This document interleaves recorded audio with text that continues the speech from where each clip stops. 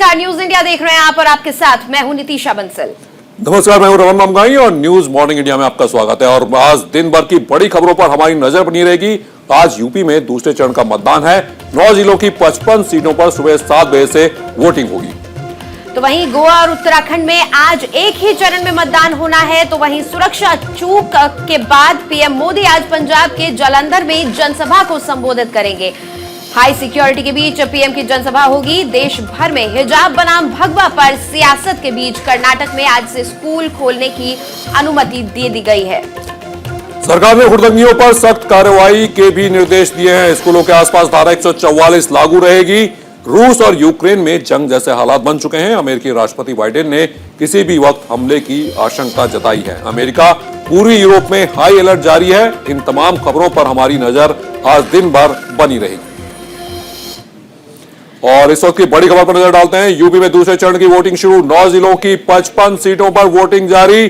55 सीटें तय करेंगी जाटलैंड का जनादेश। 586 प्रत्याशियों पर दूसरे दौर का चुनाव शुरू हो चुका है। और मतदान के लिए 12,544 मतदान केंद्र बनाए गए हैं। सुबह 7 बजे से शाम 6 बजे तक होगी वोटिंग। उत्तर प्रदेश में विधानसभा चुनाव के दूसरे चरण में 9 जिलों की 55 सीटों पर आज मतदान हो रहा है और इसके लिए सभी तैयारियां पूरी कर ली गई हैं। 7 चरणों में उत्तर प्रदेश विधानसभा का चुनाव प्रस्तावित है। तो आज बड़ा दिन। आज उत्तर प्रदेश में दूसरे चरण का चुनाव है। तो उत्तराखंड में भी पहले ही चरण में सारा चुनाव खत्म होगा। 70 विधानसभाओं में चुनाव होगा। तो गोवा में 40 सीटों के लिए मतदान किया जाएगा। तो उत्तराखंड और गोवा में भी आज होगी वोटिंग। यूपी में दूसरे दौर के लिए वोट डाले जाएंगे। तो आज यूपी की 55 सीटों पर वोट डाले जा रहे हैं। वहीं उत्तराखंड की 70 विधानसभा सीटों पर एक ही चरण में आज मतदान होना है। साथ ही साथ गोवा में 40 सीटों पर आज मतदान हो रहा है।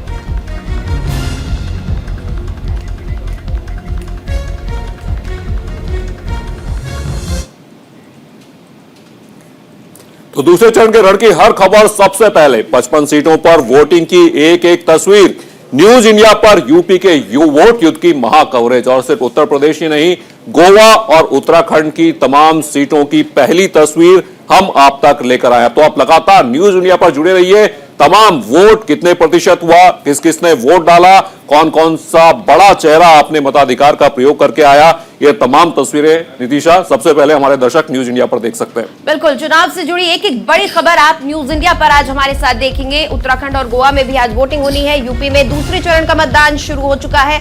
वोटिंग शुरू हो चुकी है। सुबह 7 बजे से मतदाता मतदान केंद्रों पर पहुंचने लगे हैं। 9 जिलों की 55 सीटों पर आज मतदान हो रहा है उत्तर प्रदेश में। वहीं उत्तराखंड की बात करें तो एक ही फेज में वोटिंग होनी है। 70 विधानसभा सीटें, गोवा में 40 विधानसभा सीटें, एक ही फेज में होनी है वोटिंग। तो बिल्कुल आज बेहद बड़ा दिन, लोकतंत्र का उत्सव इसे कहा जाता है। और तमाम मतदाता अपने मताधिकार का प्रयोग करने घर से बाहर निकलेंगे। और जिस तरह से पिछले कई चुनाव में ट्रेंड देखा जा रहा है, लोगों में बेहद उत्साह होता है अपने मताधिकार का प्रयोग करने के लिए। और इसीलिए एक जो लाइन थी वो चुनाव आयोग की तरफ से आई, पहले मतदान फिर जलपान। और वाकई में ऐसा होता है, जो पोलिंग बूथ होते हैं वहां पर लगातार लोग अपने मताधिकार का प्रयोग करने पहुंचते रहते हैं। और क्योंकि नितिशा इस वक्त कोविड का भी काल है, तो तमाम प्रोटोकॉल भी ध्यान में बिल्कुल रखे जा रहे होंगे। तमाम चुनाव आयोग की तरफ से रमन जी खास दिशा निर्देश जारी किए गए हैं। जो 60 वर्ष से ज्यादा उम्र के जो मतदाता हैं उनके घर जाकर भी वोट दिलवाए जा रहे हैं। पोस्टल बैलेट्स का इंतजाम किए गए हैं। कोविड संक्रमित जो इलाके हैं, जो सेंसिटिव जोन है, वहां पर भी घर जाकर वोट डलवाए जा रहे हैं।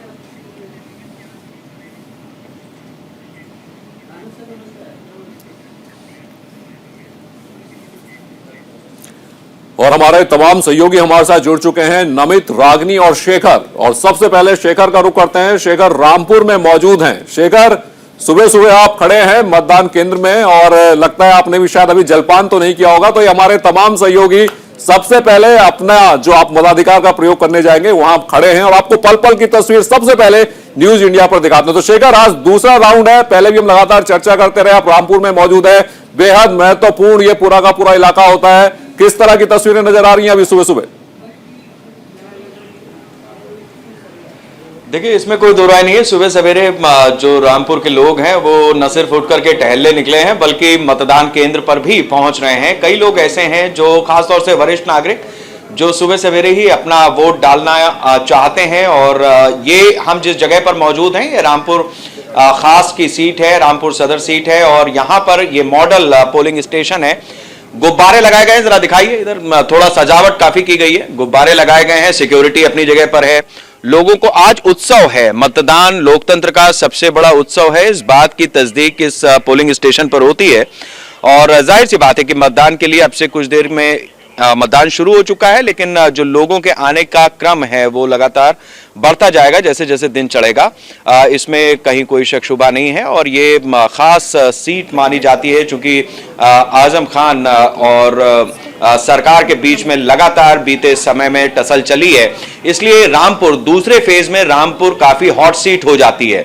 यहां आजम खान खुद सदर से चुनाव मैदान में है, जबकि स्वार से उनके बेटे जो अब्दुल्ला आजम हैं वो चुनाव मैदान में है। अच्छा, रामपुर की खास बात यह है कि एक तो आजम खान का परिवार और दूसरा नवाब खानदान, इन दोनों के बीच की टक्कर मानी जाती है। तो स्वार टांडा में जो नवाब खानदान है वहां से हैदर जो काजिम के बेटे हैं वो चुनाव मैदान में है। यहां खुद काजिम कांग्रेस की टिकट पर चुनाव मैदान से, और हैदर की बड़ी बात यह है कि वो अपना दल से चुनाव मैदान में है जो कि भारतीय जनता पार्टी का सहयोगी है। और यहां जो रामपुर में बीजेपी की तरफ से सीधी टक्कर दे रहे हैं वो हैं आकाश सक्सेना, जिन्होंने 2 जन्म प्रमाण पत्र, 2 पैन कार्ड, 2 आधार कार्ड और तमाम ऐसे मसले थे जिसके आधार पर लगातार मुकदमे दायर किए। और आजम खान इस समय सीतापुर की जेल में है। मुस्लिम बहुल सीट मानी जाती है ये रामपुर। यहां पर लगातार 1977 का एक चुनाव हारे थे आजम खान और उसके बाद 1996 का 9 बार से विधायक हैं, लगातार वो चुने जाते रहे हैं। इसलिए आज जो यहां रामपुर में वोट पड़ रहा है ये काफी दिलचस्प है। और रमन, आप मेरे साथ रहिए, मैं अपने सहयोगी वासिक को भी बुलाऊंगा जो स्थानीय पत्रकारिता करते हैं, हमारे रिपोर्टर हैं, वो भी थोड़ा सा अपने ये रोशनी डालेंगे। बताइए वासिक कि आज ये जो रामपुर का चुनाव है, 4 सीटों 5 सीटों को लेकर के किस तरीके से आप देख रहे हैं, क्या खबरें आ रही है आपके पास? सर, लगातार जिस तरीके की खबरें आ रही हैं और जो कि यहाँ का मतदान बना हुआ है और जो यहाँ की सियासत है वो एक तरफ तो नवाब घराने की टक्कर है, तो वहीं आजम खान जो मौजूदा हालात में जेल से इलेक्शन लड़ रहे हैं, तो एक तरफ नवाब परिवार है जैसे कि नवाब काजिम अली खां हैं और उनके बेटे हैदर अली हैं, तो एक तरफ बाप बाप की लड़ाई है तो दूसरी तरफ 2 नए नौजवान गबरुओं की लड़ाई है, एक अब्दुल्ला है तो दूसरी तरफ हैदर अली हैं। वहीं प्रचार करने एक जगह पहुंचते हैं एक्स सीएम तो दूसरी जगह पहुंचती हैं अनुप्रिया पटेल जी। तो लगातार एक दिलचस्प बना हुआ है रामपुर का ये माहौल। और खूबसूरत बात इसमें यह है कि जो आज पोलिंग बूथ बनाए गए हैं उसमें सबसे ज्यादा बात यह है कि रामपुर में 100 पोलिंग बूथ ऐसे बनाए गए हैं जिन्हें पिंक बनाया गया है, गुब्बारों से सजाया गया है, क्योंकि यहाँ पर महिला वोट ज्यादा माने जाते हैं। और मुस्लिम समुदाय की जो बात करें तो जो यहाँ का माहौल है जिस तरीके से सुबह से देखने को मिल रहा है, लगातार मतदाता जो है बहुत ज्यादा खुश हैं। और क्योंकि ये जो है लोकतंत्र का जो महोत्सव है 5 साल में एक बार देख पा रहे हैं, काफी सारे मतदाता जो है मतदान केंद्र पर पहुंचना शुरू हो गए हैं, काफी जोश देखा जा रहा है जनता में। आप हमारे साथ बने रहिएगा शेखर। हमारे साथ नमित भी इस वक्त अमरोहा से जुड़े हुए हैं। कई मुस्लिम बाहुल्य इलाकों में आज वोट डल रहे हैं। नमित, अमरोहा में क्या कुछ है सुबह सवेरे का नजारा? देखिए, बिल्कुल आज जो 9 जिलों की 55 सीटों पर वोटिंग हो रही है उसमें अमरोहा जिला भी, और खासतौर पर अमरोहा जिले की बात करें तो इस वक्त हम अमरोहा जिले की हसनपुर सीट के दोरारा गांव में, और यहां पर भी देखिए सुबह तड़के, क्योंकि गांव का इलाका है, ऐसे में गांव के जो लोग होते हैं वो चाहते हैं कि सुबह सुबह वोटिंग डालकर जो है वो अपने खेतों की तरफ अपना दूसरा काम जो है वो भी देखे। लेकिन कुल मिलाकर खासतौर पर इस सीट की बात करें तो इस सीट पर बात करें, आपने वोट डाल दिया है। देखिए ये महिला, इन्होंने वोट डाल दिया। बातचीत करते हैं, किन मुद्दों पर आपने वोट डाला, क्या आपको लगता है क्या विकास हुआ? हाँ जी, विकास हुआ है। हाँ जी। देखिए बिल्कुल विकास है, और इसके साथ साथ यहाँ पर कई जो मुख्य बातें हैं वो निकल कर आती। खासतौर पर हसनपुर विधानसभा सीट की मैं बात करूं तो यहाँ से मौजूदा विधायक जो हैं वो बीजेपी के हैं महेंद्र सिंह। इसके अलावा जो समाजवादी पार्टी और आरएलडी का गठबंधन है उन्होंने यहाँ पर मुखिया गुजर को मैदान में उतारा। हालांकि पिछली बार बात करें 2017 में तो खुद जो महेंद्र सिंह हैं वो यहाँ से जीत कर आए थे और उन्होंने समाजवादी पार्टी के कमाल अख्तर को हराया था। लेकिन इस बार समाजवादी पार्टी ने कमाल अख्तर को यहाँ से टिकट नहीं दिया है, उनकी जगह मुखिया गुजर को मैदान में उतारा गया है। जहां तक अमरोहा जिले की बात करें तो इस पूरे जिले में 4 विधानसभा सीट आती हैं, जिसमें से 4 में से 3 पर बीजेपी का कब्जा है तो 1 पर समाजवादी पार्टी का कब्जा है। क्योंकि अमरोहा जिले में 40% मुस्लिम समुदाय के लोग आते हैं, तो ऐसे में यहां पर समाजवादी पार्टी का जो पलड़ा है वो थोड़ा सा भारी नजर जरूर आता है। लेकिन इस बार का जो चुनाव है वो काफी दिलचस्प इसलिए हो रहा है क्योंकि इस बार जो मुस्लिम वोट है वो क्या ओवैसी जो है वो भी इस बार चुनावी मैदान में, तो क्या मुस्लिम वोट बैंक जो है वो बढ़ता हुआ नजर आएंगे। देखिए ये तमाम जो लोग हैं वो लाइनों में लगे हुए हैं, इन्होंने भी वोट डाल दिया। आप लोगों ने किन मुद्दों पर वोट डाला इस बार, आपके चुनावी मुद्दे क्या हैं? कमल पे डाल कमल पे। ये बताइए कि क्या विकास हुआ इस इलाके में? जी हाँ। विकास हुआ, विकास के नाम पर वोट डाला है। जी हाँ। अच्छा आप बताइए, क्योंकि यहाँ पर उस पूरे इलाके की बात करें, क्योंकि अमरोहा जिला है, इसमें 4 विधानसभा आती हैं, 4 में 3 पर बीजेपी का कब्जा। आपको लगता है कि इस पूरे इलाके के अहम चुनावी मुद्दे क्या हैं? क्योंकि गन्ने के बकाये को लेकर भी लगातार सरकारें सवाल उठा रही हैं। विकास के मुद्दे से वोट गिर रहे हैं सब लोग, विकास हो रहा है और अब फिर विकास होने की संभावना है। इस क्या विकास हुआ? पिछले 5 साल में इस सीट पर 2 विकास। बिल्कुल बिल्कुल नमित, विकास होने की संभावना है और इसी संभावना को हकीकत में बदलने के लिए आज सब लोग अपने मताधिकार का प्रयोग करने जा रहे हैं। मेरी सहयोगी रागनी भी हमारे साथ जुड़ी हुई है, बरेली से रागनी जुड़ी हुई है। रागनी, आप जहां मौजूद हैं, जिस बूथ पर आप मौजूद हैं, वहां की क्या तस्वीरें हैं? वहां भी क्या लोग सुबह सुबह अपने मताधिकार का, अपने सबसे बड़े अधिकार का प्रयोग करने पहुंच रहे हैं? रागनी, मैं बरेली के विधानसभा क्षेत्र 125 कैंट पर मौजूद हूं और आप देख सकते हैं कि मेरे पीछे जो मतदाता हैं उनकी लाइन लगी है और यहां पर जो सुरक्षा के इंतजाम है वो पुख्ता किए गए हैं। कोविड प्रोटोकॉल नियम का भी पालन किया जा रहा है। और यहाँ के जो मैदानी जंग है, जो चुनाव का मैदानी जंग है, यहाँ से सपा से सुप्रिया एरन और बीजेपी से संजीव अग्रवाल मैदान में है। और हमारे साथ मौजूद हैं हमारे संवाददाता अरुण जायसवाल जी, जो यहाँ के लोकल संवाददाता हैं। आइए हम उनसे भी बात करते हैं कि जो यहाँ पर चुनावी मैदान है, जो मतदाता यहाँ पे आ रहे हैं और उनका क्या मत है यहाँ पर, जो वो वोट देने आ रहे हैं। सुबह से यहाँ पे लाइन लगी हुई है, सुरक्षा के भी पुख्ता इंतजाम है। आइए हम संजीव जी से बात करते, आइए हम चलिए रागनी वापस लौटेंगे आपके पास और सीधा शेखर का रुख करता हूं। रामपुर से शेखर हमारे साथ जुड़े हुए हैं। शेखर, लगातार इस बात की चर्चा होती रही और रामपुर जिस जगह पर आप खड़े हैं बेहद महत्वपूर्ण सीट है और जिस तरह से हम आजम खान का जिक्र कर रहे थे, एक चेहरा है, वो एक समुदाय का चेहरा है और यहां पर जीत और हार के शेखर बहुत ज्यादा मायने होंगे। बिल्कुल, इसमें कोई दो राय नहीं है। जिस तरीके से रामपुर की ये सीट और ख़ासतौर से जो रामपुर पूरी विधानसभा है, इसमें हर सीट किस तरह से अपना रिएक्शन देती है इस मतदान के मौके पर, ये देखना बहुत दिलचस्प होगा। ख़ास तौर से चूंकि 2020 से आज़म खान जेल में हैं, उनके बेटे 23 महीना जेल काटने के बाद जो है बाहर आए हैं और अब वो लगातार सिंपैथी वोट गेन करने की कोशिश कर रहे हैं। उनके ऊपर दोहरी जिम्मेदारी है।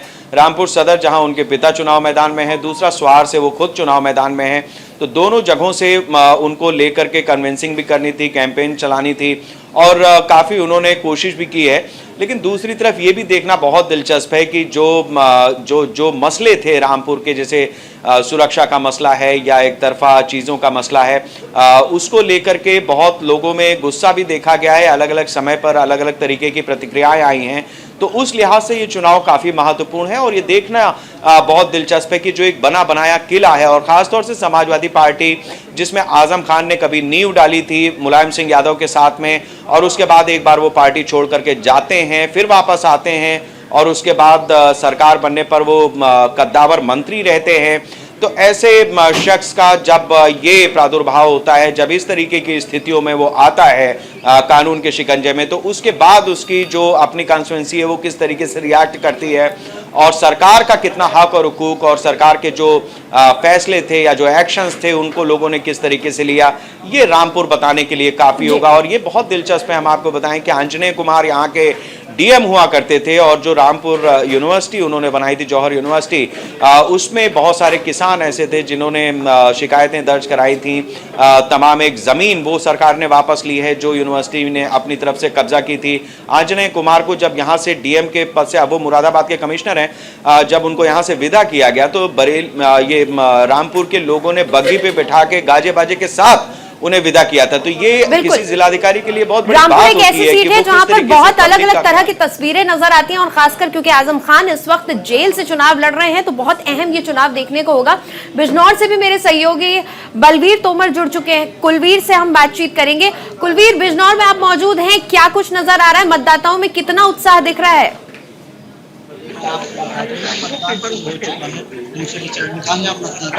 सुबह 7 से पहले ही लाइनों में आकर मतदान करने के लिए आप पहुंच चुके हैं। और कुलवीर के पास हम एक बार फिर वापस आएंगे।